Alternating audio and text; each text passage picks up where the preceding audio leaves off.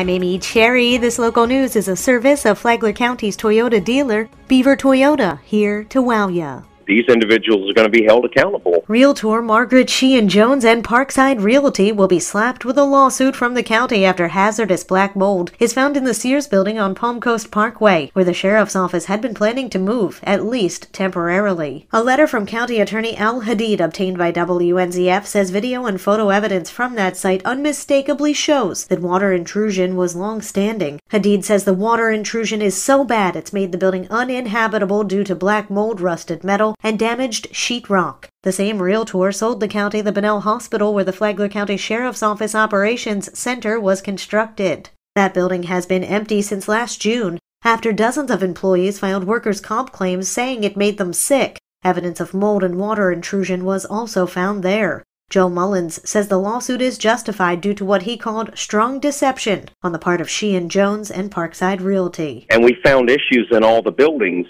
and it's a new day here in Flagler. We're not going to put up with this stuff. We're not going to let the citizens get taken advantage of like that. And we're going to stand our ground, and unfortunately, you got to come at some people when they do things like this, and you've got to stand your ground with it. And that's what we're doing here, and we want the money back for the building, and we want it undone. He adds this doesn't end here. There's going to be more people involved and served letters. I think we're going to see some people that were on the commission addressed, because there's some information that's coming out that's very concerning. Don't think it's over here. In the letter, Hadid goes on to call the realtor's actions inconceivable and says it cannot ignore their failure to disclose what they knew or should have known based on their expertise. This portion of Flagler's Morning News brought to you by the Daytona Beach International Airport, Sunwing Airlines nonstop to Toronto, and now nonstop service to New York City via American Airlines.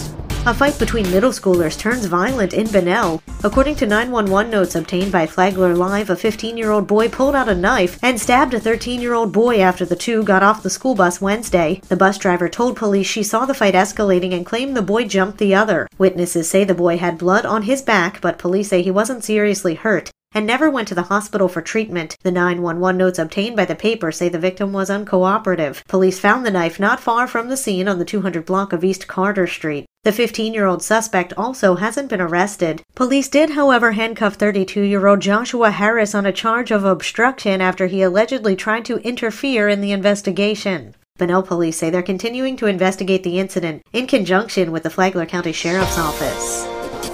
Flagler Beach City Manager Larry Newsom is looking to grow the city into the future. John Arking has the details. Newsom recently had a meeting with the Flagler Beach City Commission and presented a strategic plan for the future, outlining several key goals. The biggest priority is always, we want to have a balanced budget. That's a priority. Matter of fact, that's a law. The second biggest thing to me is always, let's get our infrastructure in shape. Wastewater treatment plant, I've talked about it before, water plant. And the third biggest thing is prepare for tomorrow. Where's the growth? Whether it's going to be on John Anderson and people are talking about, but you have to have the facilities that will accommodate growth. So that's important. Newsom pointed out that in his tenure, there have been 2 hurricanes. So there's many things that he's not yet accomplished that he hopes to get done in this strategic plan. From the WNZF Newsroom, I'm John Arking.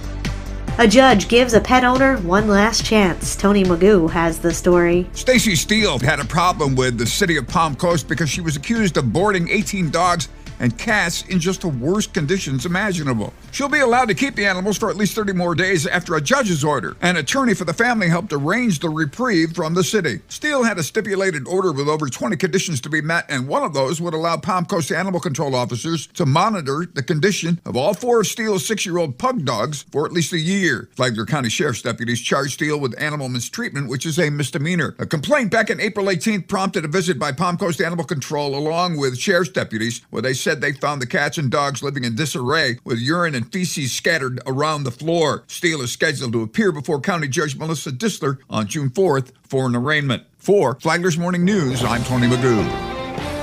A bill in the Florida legislature could lead students into careers out of high school. Representative Paul Renner, who's our rep in the state legislature, says the CTE bill that our state Senator Travis Hudson sponsored means training for teachers and high school students ahead of graduation. More apprenticeships, computer science training for our students, but also for our teachers so that we're getting into the 21st century on STEM training, but a lot of focus on vocational, technical, and apprenticeships to make sure that folks that don't choose to go to college have great jobs when they get out of high school. Renner said that the state's dual degree program means that a student can graduate with his or her high school diploma in one hand and an associate's degree in the other hand and be ready to go to work right after graduation. From the WNZF Newsroom, I'm Deb Albertson. And now you're up to date on Flagler's Morning News. I'm Amy Cherry.